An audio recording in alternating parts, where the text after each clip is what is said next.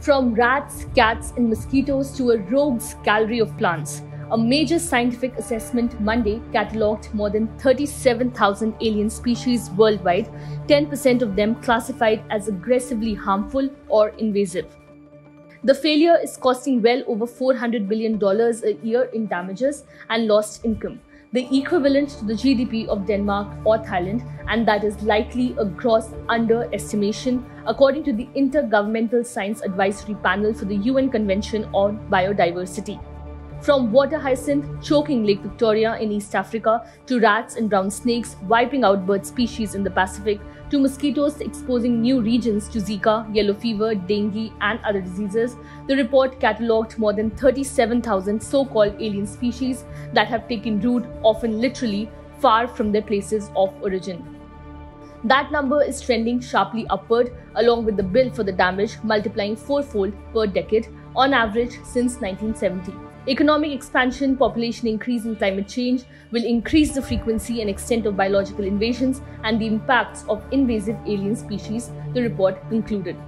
Only 17% of countries have laws or regulations to manage this onslaught, it said, whether by accident or on purpose. When non-native species wind up on the other side of the world, humans are to blame. The spread of species is hard evidence that the rapid expansion of human activity has so radically altered natural systems as to tip the Earth into a new geological epoch, the Anthropocene scientists say.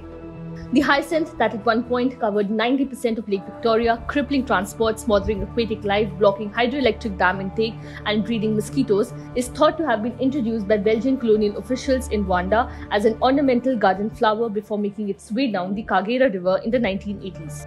The Florida Everglades is teeming with the destructive offspring of erstwhile pets and houseplants, from 5 meters Burmese pythons and walking catfish to old-world climbing fern and Brazilian pepper. In the 19th century, English settlers brought rabbits to New Zealand to hunt for the food. When they multiplied, officials imported ferocious little carnivores called stoats to reduce their numbers. But the stoats were often easier prey, dozens of endemic bird species that were soon decimated, from baby kiwis to ribels. New Zealand and Australia, where a similar bat-to-worse saga involving rabbits unfolded, are case studies of how not to control one imported pest with another, Elaine Murphy, a scientist at New Zealand's Department of Conservation, explained. Murder hornets capable of wiping out entire bee colonies in a single attack are thought to have arrived in the US from Asia as stowaways in freight. Largely due to huge volumes of trade, Europe and North America have the world's largest concentrations of invasive species, defined as those that are non-native and cause harm and have relocated due to human activity, the IPBES report showed. Invasive species are a significant cause in 60% of all documented plant or animal extinctions, 1 in 5 main drivers along with habitat loss, global warming and pollution, according to the findings.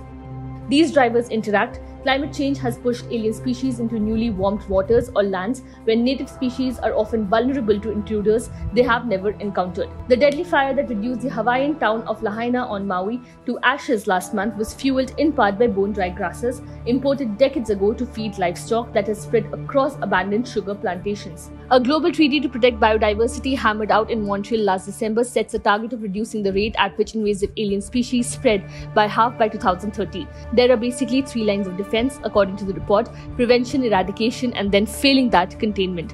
Attempts at eradication have generally failed in large bodies of water and open waterways, as well as on large tracts of contiguous land.